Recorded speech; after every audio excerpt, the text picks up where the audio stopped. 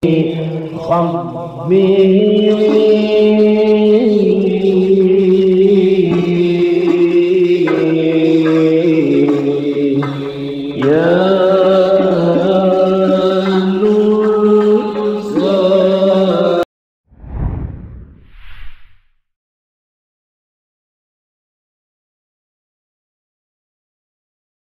tidak sedikit orang yang mengeramatkan kuburan itu mengaku-ngaku bermadzhab Syafi'i, padahal mereka sangat jauh dari mazhab Syafi'i.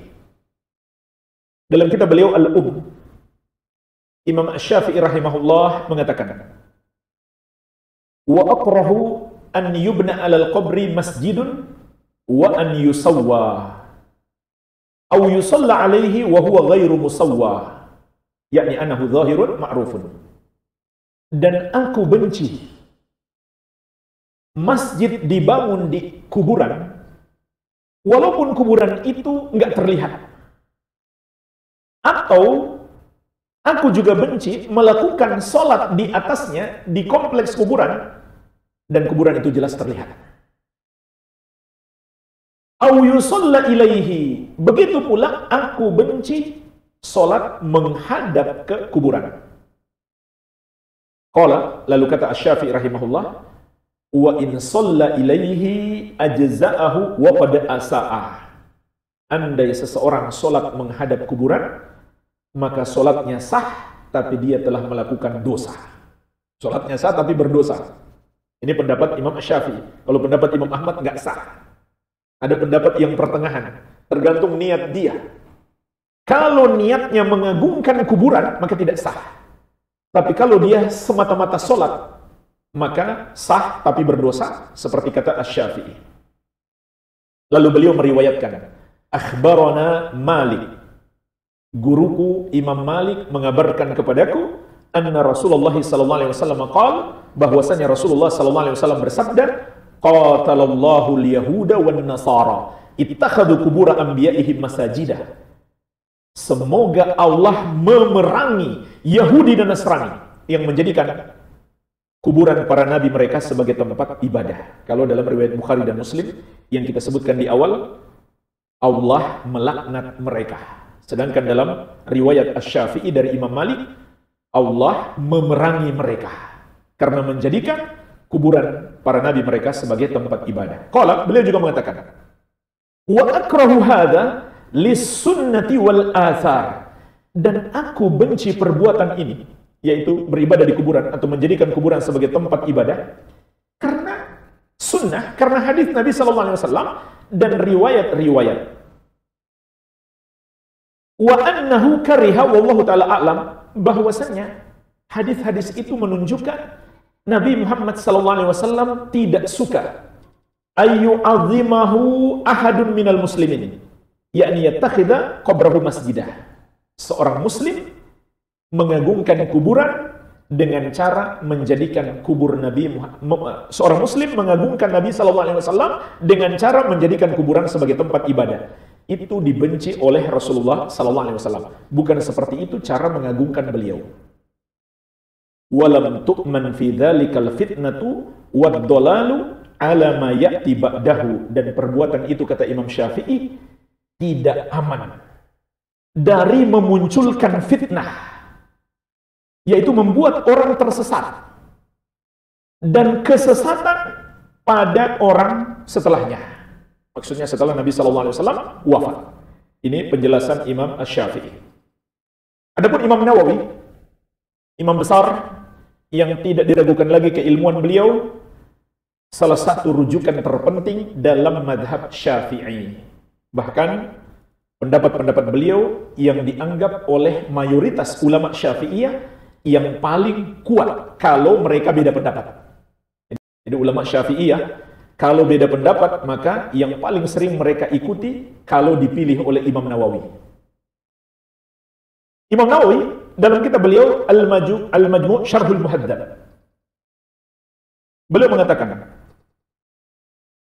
wattafaqat nususus Syafi'i wal ashab ala karahati bina'i masjidin al-qabri sawa'un kana al-mayyit mashhuran bis-salah aw ghairihi li umumil ahadith. Ucapan-ucapan Imam Syafi'i dan para pengikut beliau sama. Mereka bersepakat atas dibencinya membangun masjid di kuburan. Sama saja mayitnya itu dikenal dengan orang soleh atau bukan orang soleh. Kalau dia orang soleh itu lebih berbahaya. Karena hati manusia cenderung kepada orang soleh sehingga bisa dimanfaatkan oleh setan untuk menyesatkan. Li umumil ahadits, kata An-Nawawi, karena hadisnya bersifat umum. Baik dia orang soleh maupun bukan, maka terlarang. Qala Syafi'i wal ashab. Imam Syafi'i dan para ulama Syafi'iyah, murid-murid beliau dan para ulama setelahnya berkata, wa tukrahu salatu ilal kubur sawa'un kanal mayyit salihan aw ghairahu, dan dibenci salat menghadap kuburan sama saja mayitnya itu orang soleh atau selainnya. Qala al-Hafidz Abu Musa, qala al-Imam Abul Hasan Az-Za'farani rahimahullah. Berkata Al-Hafidz Abu Musa, berkata Imam Abul Hasan Az-Za'farani rahimahullah, wala yusalli ila qabrin wala indahu tabarrukan bihi wa i'dhaman lahu. Tidak boleh salat menghadap kuburan, tidak boleh pula di sisi kuburan untuk mencari berkah darinya atau mengagungkannya. Lil ahadits, berdasarkan hadis-hadis yang telah lewat. Nanti antum bisa buka di kitab Janaiz, kitab Al-Majmu' Syarh Al-Muhadzab, Imam Nawawi rahimahullah menyebutkan banyak hadis yang melarang tentang itu. Kemudian di Syarah Muslim, Imam Nawawi mengatakan, qala ulama, para ulama berkata, Innama nahan Nabi sallallahu alaihi wasallam an ittikhadhi qabrihi wa qabri ghairihi masjidan khaufan minal mubalaghati fi ta'dhimihi wal iftinan bihi.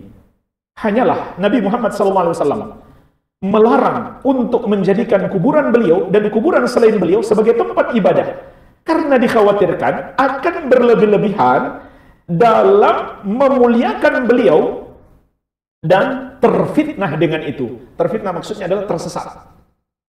Farubbama adda dzalika ilal kufri. Kemudian mungkin saja itu mengantarkan kepada kekufuran.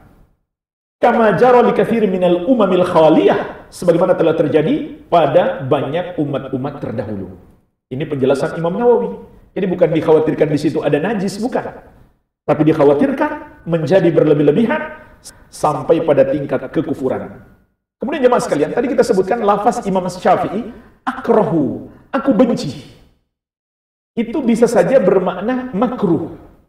Karena makruh itu artinya sesuatu yang dibenci. Tapi kemungkinan besar yang dimaksud Imam Syafi'i bukan hukumnya makruh, namun haram. Karena beliau menyebutkan hadis, Allah memerangi orang Yahudi dan Nasrani yang menjadikan kuburan sebagai tempat ibadah. Sampai diperangi oleh Allah, nggak mungkin kalau hanya makruh. Itu hukumnya haram. Karena jemaah sekalian, ulama dahulu, kalau menyebut makruh, ada kemungkinan besar yang mereka maksud adalah haram.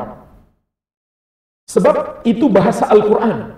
Sebagaimana Allah sebutkan di surat Al-Isra ayat ke-38. Setelah Allah menyebutkan hal-hal yang haram sampai ada syirik di situ, maka Allah tegaskan, kullu dzalika kana sayyi'uhu inda rabbika makruha. Semua dosa-dosa itu, kata Allah, keburukannya di sisi Rabbmu adalah makruh.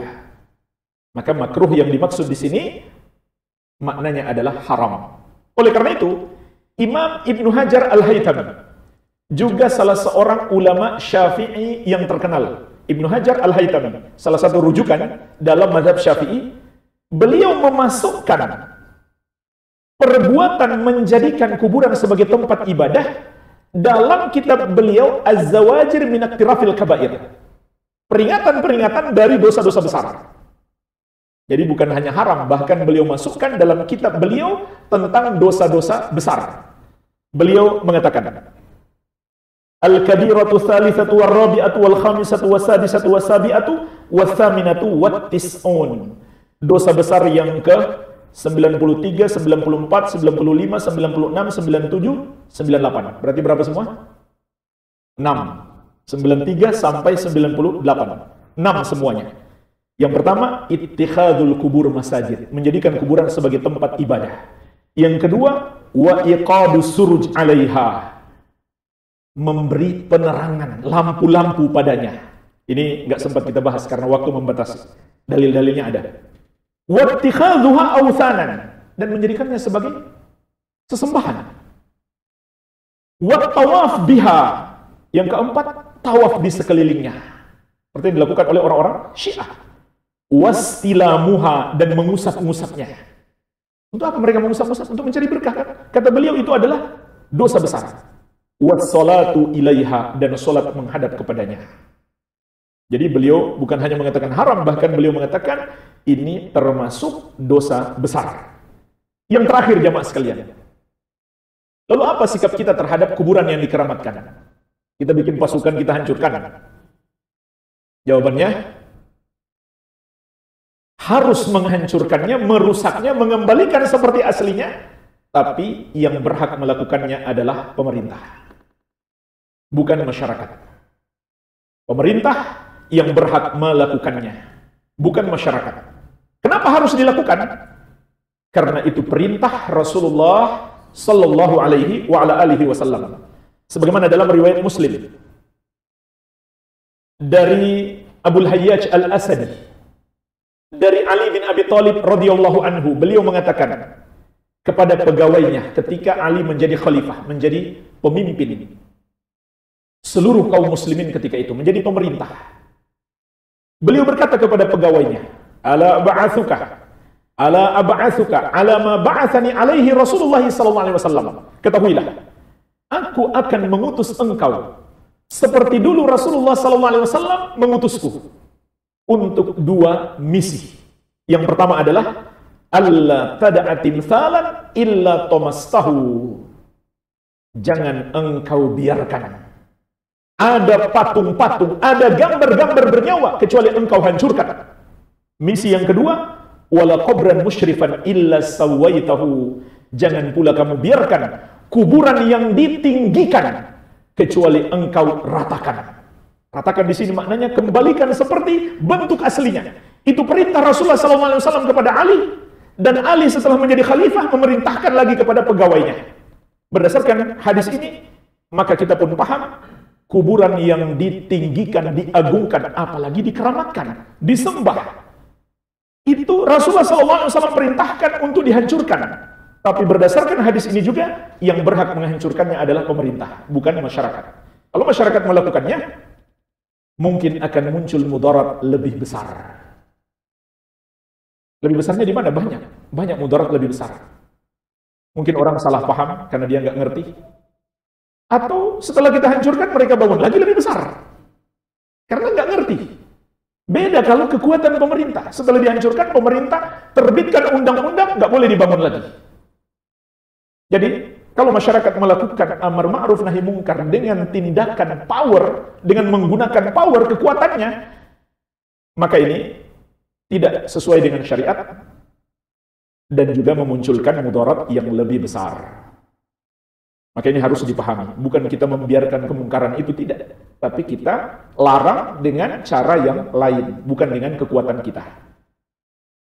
Imam Asy-Syaukani rahimahullah menyebutkan dalam Nailul Awtar, Asy-Syafi'i berkata, Ra'aitul a'immata bi Makkah ya'muruna bihadmi ma yubna.